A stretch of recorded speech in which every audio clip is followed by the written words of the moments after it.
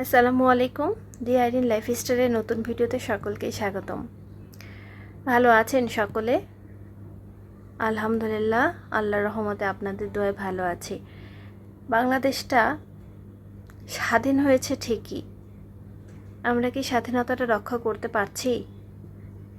মনে হচ্ছে না আপনাদের আমরা একটু বেশি বাক স্বাধীনতা ফিরে পেয়েছি, বেশি আইনি স্বাধীনতাটা ফিরে পেয়েছি? কোনো কিছু পরোয়া না করেই এখানে সেখানে সমাবেশ করছি, বিভিন্ন দাবি জানাচ্ছি, বিভিন্ন রকমের কথা বলছি, যার যেটা মন চাচ্ছে বলছি।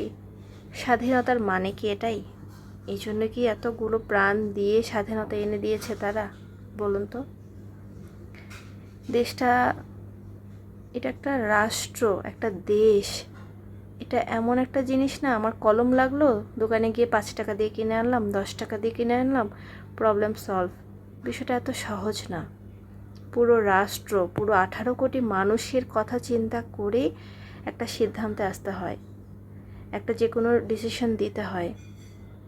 আপনারা এতদিন যেহেতু চুপ করে থাকতে পেরেছেন, এতদিন যেহেতু কষ্টটা মেনে নিতে পেরেছি, দেন না আর কিছুটা সময় দেশটাকে।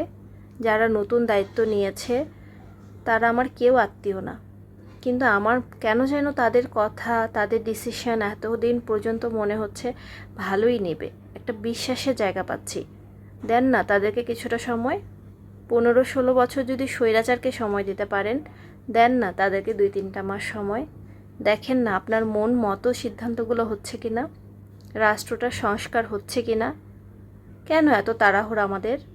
আজকে এখানে সমাবেশ, কালকে ওই দাবি নিয়ে সমাবেশ, পরশু ওই 8 দফা দাবি, 10 দফা দাবি, 5 দফা দাবি। কেন? এতদিন তো কিচ্ছু ছিল না। আমরা বাঙালিরা কি কখনোই ভালো হব না? একটু নিচের জায়গা থেকে স্যাক্রিফাইস করুন না আর কিছুটা দিন।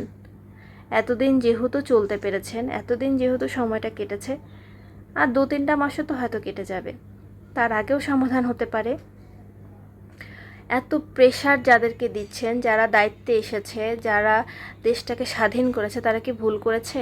বাক স্বাধীনতাটা এনে দিয়ে তারা কি ভুল করেছে নিজেদের উপর নিঃস্বার্থভাবে দায়িত্বটা নিয়ে?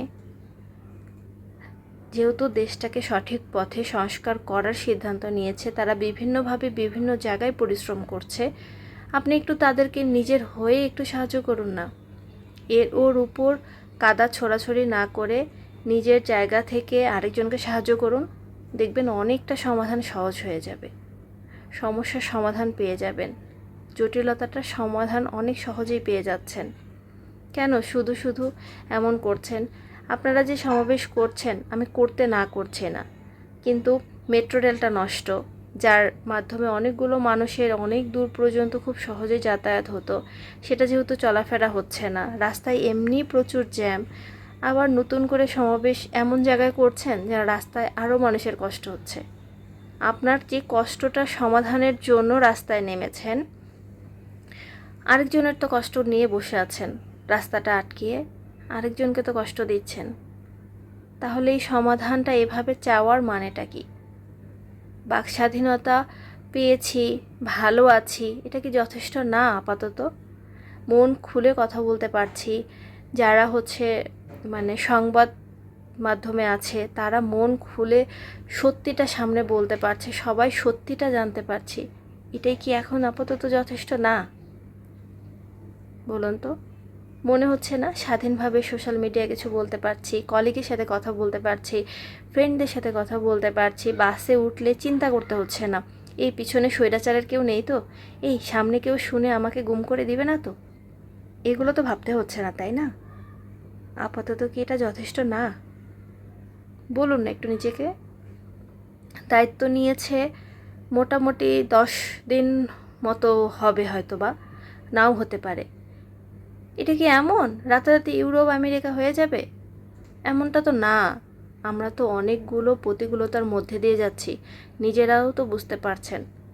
যারা এসেছে তাদেরকে সাহায্য করে দেখুন না। আপনি সাহায্য করবেন, আপনার পরবর্তী জন্মটা সুবিধা নেবে, প্রজন্ম সুবিধাটা পাবে। এতদিন যেহেতু কষ্ট করেছে, আরেকটু কষ্ট করি না?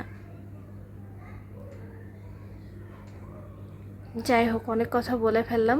কেন জানি মনে হচ্ছে আমরা অতিরিক্ত বাক স্বাধীনতা, অতিরিক্ত আইন স্বাধীনতা পেয়ে গিয়েছি।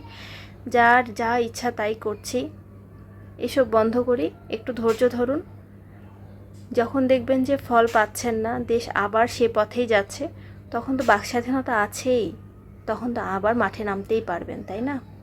একটু সময় দিন। আর ধৈর্যের ফল আল্লাহ অবশ্যই ভালো দেয়। যারা ধৈর্য ধরে আল্লাহ কখনোই নিরাশ করে না। ভালো থাকবেন, সুস্থ থাকবেন, সবাই সবার জন্য দোয়া করবেন। আল্লাহ হাফিজ।